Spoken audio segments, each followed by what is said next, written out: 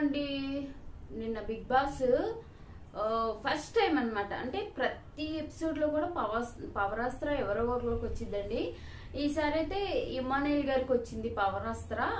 బాగుంది, ఎందుకంటే ఆయన ఎలిజిబుల్ అన్నమాట ఇమానుయేల్ గారు. సో చాలా బాగా ఆడుతున్నారు ఇమానుయేల్ గారు.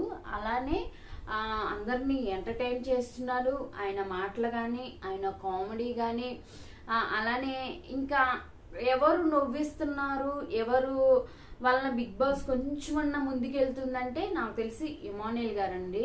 ఎందుకంటే అక్కడ జోక్స్ చేసే వాళ్ళు ఎవ్వరు లేరు, కామెడీ చేసే వాళ్ళు ఎవరూ లేరు. అంటే ఇమానుయేల్ గారు, అసలు ఇమానుయేల్ గారు లేకపోతే ఆట అయితే కొంచెం బోరింగ్ గా ఉండిద్ది అనమాట. అంటే ఆట ఆడుతున్నాడంటే ఆయన ఆట ఆడుతున్నాడు, మనుషులతో అందరితో కలిసిపోతున్నారు. అలానే ప్లస్ మళ్ళీ ఏంటంటే కామెడీ కూడా చేస్తున్నారు అనమాట. ఈ వీక్ లో ఎక్కువ కామెడీ చేశారు ఇమానుయేల్ గారు, మీరు గమనిస్తే. ఎందుకంటే ఇమానుయేల్ గారు అలానే మనకి తనూజ, వీళ్ళిద్దరి మధ్య కాన్వర్జేషన్ అయితే చాలా చాలా బాగుంటుంది.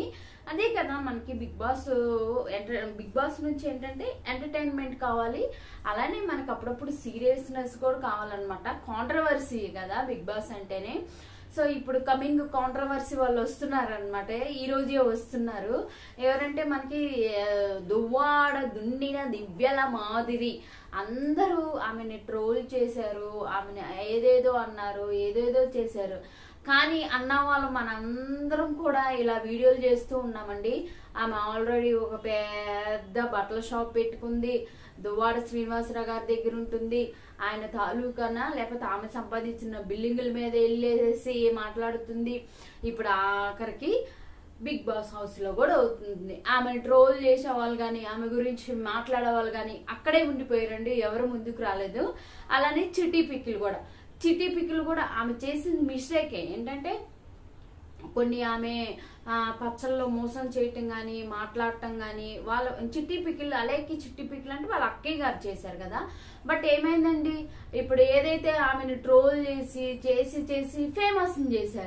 ఫేమస్ చేశారు అదే అలాగే చిట్టి పికిల్ వాళ్ళ అక్క ఇప్పుడు మళ్ళీ చాక్లెట్ బిజినెస్ పెట్టింది, మళ్ళీ బట్టల బిజినెస్ పెడుతుంది, మళ్ళీ యూట్యూబ్ ఉంది, మళ్ళీ కూడా ఆమె పచ్చళ్ళు కూడా పెట్టేసింది అనమాట, వేరే పేరు మార్చి. ఆఖరికి ఏంటి, ఆమెను తీసుకొచ్చి బిగ్ బాస్ లోకి వెళ్తుంది అనమాట. దీన్ని బట్టి ఏంటంటే కాంట్రవర్సీలు చేస్తే ప్లస్ బాగా నెగిటివ్ ఉంటే ఇలాంటి మంచి అవకాశాలు వస్తున్నాయని నాకు అర్థమైందండి. ఎందుకంటే 1.5 year పైన అవుతుంది అనమాట మన యూట్యూబ్ ఛానల్ స్టార్ట్ అయ్యి. ఇంతవరకు ఫస్ట్ పేమెంట్ కూడా రాలేదు. సో ఇంకా డాలర్స్ కూడా, ఎందుకంటే 50,000, 60,000, 70,000 వ్యూస్ కి ఏమొస్తాయండి, రావు కదా. ఏదన్నా కొంచెమన్నా వస్తే మనకి ఏదన్నా కొద్దిగన్నా మనకి అర్థం ఉండిద్ది. మనం ఏదో ఒక పర్పస్ మీద యూట్యూబ్ లోకి వచ్చాము, మరి ఏదో ఒకటి చేసుకోవాలి కదా, ఫేమస్ అవ్వాలి కదా. మనకేమో మొహమాటం ఎక్కువ, రాలేము, మాట్లాడలేము. బట్ ఏదో ఒకటి సాధించాలని, ఏదో ఒకటి అట్లీస్ట్ కొంచెం అన్నా కానీ మనీ ఎర్న్ చేసుకోవాలని బిగ్ బాస్ నుంచి అయితే యూట్యూబ్ నుంచి అయితే ఆశ ఉంది. బట్ మనం ఏం ఫేమస్ అవట్లేదు. చూడండి అలాగే చిట్టి పిక్కులు ఏం చేశారు, అందరు కలిసి ట్రోల్స్ మీద ట్రోల్స్. ఆమె హాస్పిటల్లో అడ్మిట్ అయ్యానని అదని. ఇప్పుడు ఆఖరికి బిగ్ బాస్ లో పెద్ద ఆపర్చునిటీ వచ్చింది. సో దీన్ని బట్టి అర్థమైందంటే కాంట్రవర్సీలో ఫీల్ ఉంటుందంటే మనం మెంటల్ గా బాధపడతాం, కానీ తర్వాత అవకాశాలు మనల్ని వెతుక్కుంటూ వస్తాయి అని అర్థమైంది అనమాట. సో ఈ రోజు మన టాపిక్ అయిపోయింది అక్కడితోటి. సో నిన్న మనము శనివారం ఎపిసోడ్ మనకి బిగ్ బాస్ గురించి అయితే మాట్లాడుకుందాము. మనకి కామన్ గా నాగ్ సార్ వస్తారు, నాగ్ సార్ అందరికి పనిష్మెంట్లు ఇవ్వాల్సిన వాళ్ళకి ఇస్తారు, గడ్డి పెట్టాల్సిన వాళ్ళకి గడ్డి పెట్టారు, బుద్ధి చెప్పాల్సిన వాళ్ళకి బుద్ధి చెప్తారు. అంటే ఆట పరంగా, వేరే ఉద్దేశం కాదు. సో ఎవరిని ఎలాగా మిస్టేక్ చేశారనేది నాగ్ సార్ చెప్తారు. మరి ముఖ్యంగా నాగ్ సార్ చాలా చాలా అందంగా ఉన్నారండి నిజంగా. మనకి అంటే మెయింటింగ్ అలా ఉంటుంది వాళ్ళంటే డబ్బు గల వాళ్ళు. మనకి ఏమన్నా చెప్పండి కాదు, డబ్బు లేదు ఏమీ లేదు, మనం లేసిన కాంచి వైట్ అన్నం తిన్నామా పరిగెత్తామా అనేది.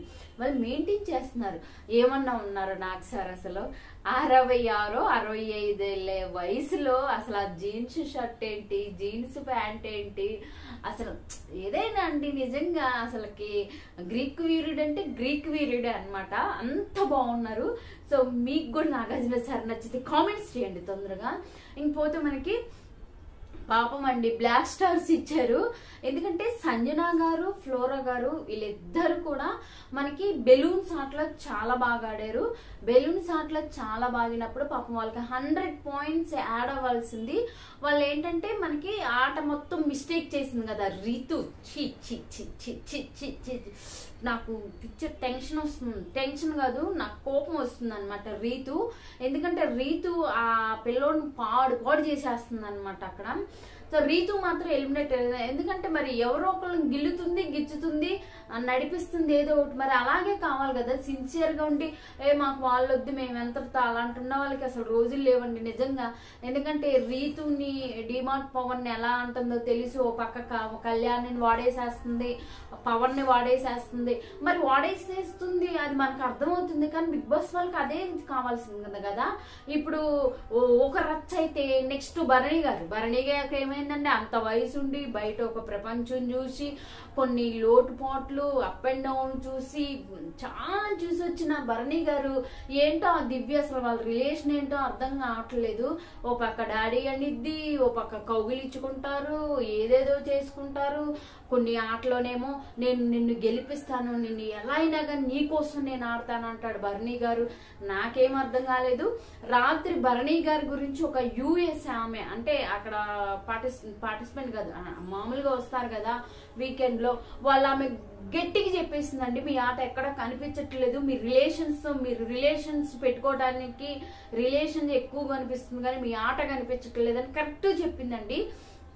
ఎందుకంటే ఈ తనూజ కూడా ఏంటంటే ఫాదర్ అని మాట ముందు ఫాదర్ ఇన్నిసార్లు ఫాదర్ అని అనకూడదండి. ఎందుకంటే ఫాదర్ గానే ఉండింది. మీరు చూసానా ఆ పవర్ అస్త్రం ఎవరికి రాకూడదు అనేసి అనుకున్నప్పుడు మనకి ఈ భరణి గారు వెళ్ళేసేసి తనూజ పేరే చెప్పారండి. మరి అలానే మన తండ్రి అయితే అలా చెప్తారండి? నాకు తెలిసి అయితే అలా చెప్పరండి మన తండ్రి. ఎందుకంటే మాట్లాడితే నాన్న అంటుంది, ఆయన పోయేమో దివ్య దగ్గర ఉంటున్నాడు. మీరు గమనిస్తే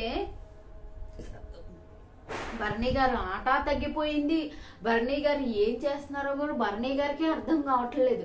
ఎందుకంటే ఎప్పుడు చూసిన దివ్య అనే ఉన్నాడు ఆయన.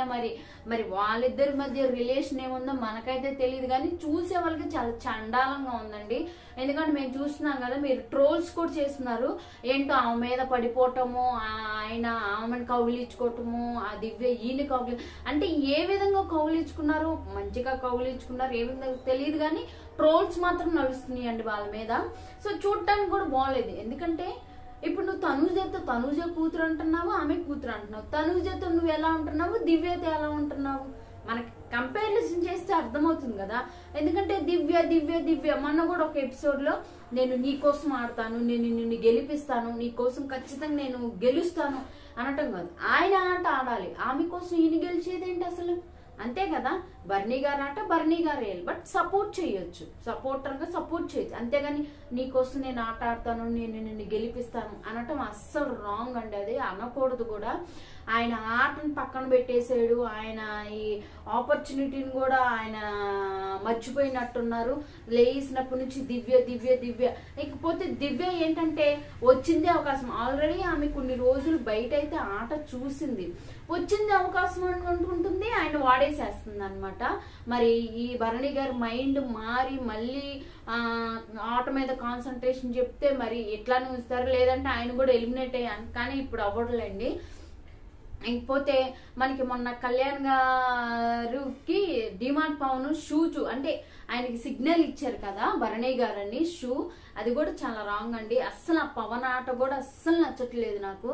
ఎందుకంటే మొత్తం ఈ రీతు ఏం చెప్తే అది చేస్తున్నాడు. రీతు అంటే కొన్ని ఇంకా మారాలి, ఇంకా తెలుసుకోవాలన్నమాట. ఎందుకంటే మంచి కంటైనర్, మంచి స్టామినా ఉంది, మంచి ఆటగాడు కళ్యాణ్, వీళ్ళిద్దరు కూడా మంచిగా ఆడతారు.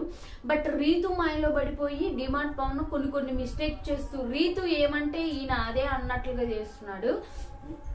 ఇంకపోతే తనుజ గారు, ఈ తనుజ గారు కూడా చాలా బాగా ఆడుతుంది, చాలా చేస్తుంది, పర్వాలేదు. బట్ ఈ నాన్న అనటం ఆపేసేసి ఆ మీద కాన్సన్ట్రేషన్ పెట్టుకుంటే, ఏంటో మా నాన్న దివ్య దగ్గరే ఉంటున్నాడు, నిన్న ఉంటున్నాడు, మొన్న ఉంటున్నాడు, మొన్న ఉంటున్నాడు, ఈ సోది మాటలన్నీ కాకుండా ఆమె ఆడి కరెక్ట్గా ఆడుతుంది, ఆడట్లేదని కాదు. బట్ భరణి గారు ఏం చేస్తున్నారు అసలు ఎవరికి తెలీదు. కానీ రాత్రి మాత్రం ఖచ్చితంగా నాకు సారు ఇండైరెక్ట్ గా చెప్పించాడు అనమాట వేరే ఆమె మీద.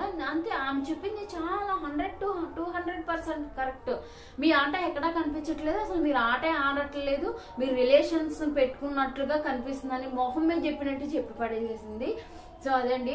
సో బ్లాక్ స్టార్స్ వచ్చేసి మన ఫ్లోరా గారికి వచ్చింది, అలానే మనకి పాపం ఫ్లోరా గారు ప్లస్ సుమన్ శెట్టి గారికి వచ్చింది, అలానే ఈవిడికి వచ్చి సంజన గారికి వచ్చింది కదా. బట్ సుమన్ శెట్టి గారు ఆ రోజు టబ్బు టాస్క్ ఏదైతే ఉందో ఆల్రెడీ కాలు ఆంటలేదనేసి ఫ్లోరా గారు ఇక్కడ జడ్జిగా ఉన్నప్పుడు ఆమె రాంగ్ చేసింది, చాలా కూడా చూడకుండా చెప్పింది. రాము కూడా కరెక్ట్ గా గట్టిగా మాట్లాడకుండా, ఎందుకంటే ఆయన కెప్టెన్ కాబట్టి గట్టిగా మాట్లాడాలి, ఇది మిస్టేక్, ఇది ఫైనల్ అని చెప్పకుండా పక్కన వెళ్ళి ఇది ఫైనలా కాదని పక్కన వాళ్ళ మీద డిపెండ్ అవటం, ఇది కూడా అంత బాగాలేదు. మొత్తానికైతే మనకి పవర్ అస్త్ర అనేది ఇమానుయేల్ గారికి వచ్చింది అనమాట. సో ఇమానుయేల్ గారికి రావటం 100 to 200% కరెక్ట్. బట్ పవర్ అస్త్ర అనేది ఎప్పుడు ఎలా వాడతారు ఇమానుయేల్ గారు అనేది వెయిట్ చేయాలండి. సో మీకు ఎలా అనిపించింది నాగ్ సార్ కామెంట్స్ చెప్పండి. నాగ్ సార్ చాలా అందంగా ఉన్నారు కదా, అది కూడా కామెంట్స్ లో చేయండి.